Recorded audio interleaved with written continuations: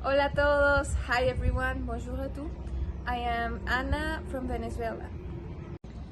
When I first read the topic concerning rights and spaces of participation for children and teenagers, I felt a little conflicted. That's because when I asked myself if in my country there were any spaces of participation for teenagers, the answer was a contradiction. In reality, there are places in my country where children can voice their thoughts and concerns. At my school, for example, I'm the current president of the Student Assembly. It is composed of 7 representatives from all years of high school. In this group, we propose and organize the activities that we or our classmates want to do. We are the voice and main channel of communication between the students and other educational teams such as parents, teachers, and other workers of the institution. I also participate frequently in a group at my supporting organization, Secodap, called Teenagers Take the Floor.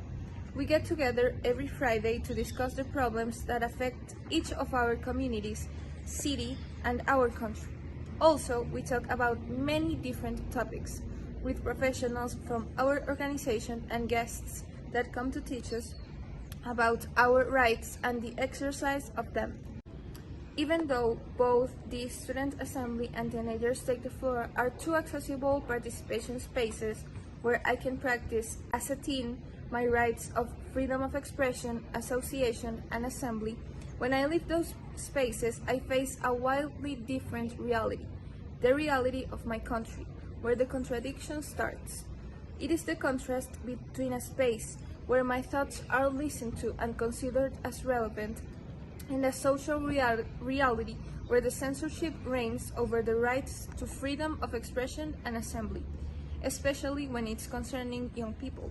So I think it will be adequate to propose the question: what is the motivation of a teenager to participate in a space to seek and receive information of all kinds if they think that it won't make any tangible difference in the reality we all have to live with on a daily basis in our country?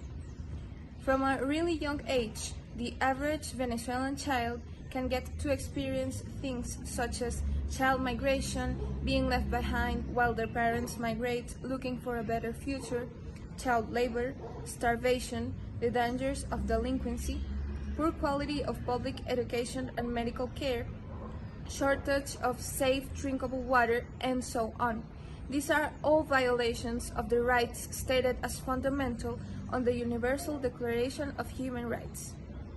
As High Commissioner Volker Turk stated in his message to mark the 75th anniversary of the UDHR, even as those 30 articles have made a huge difference in our lives in the past 74 years, there is still a big disconnect between the standards and the realities.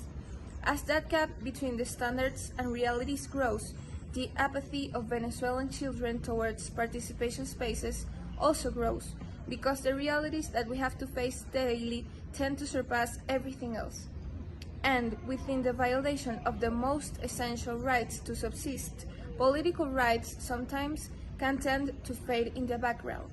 However, I think that regardless of how difficult our reality may be, every child that raises their voice in every space can make a change.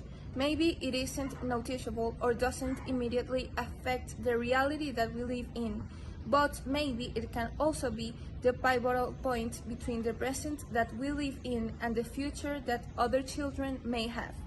As Mother Teresa said, we know only too well that what we are doing is nothing more than a drop in the ocean, but if the drop were not there, the ocean would be missing something.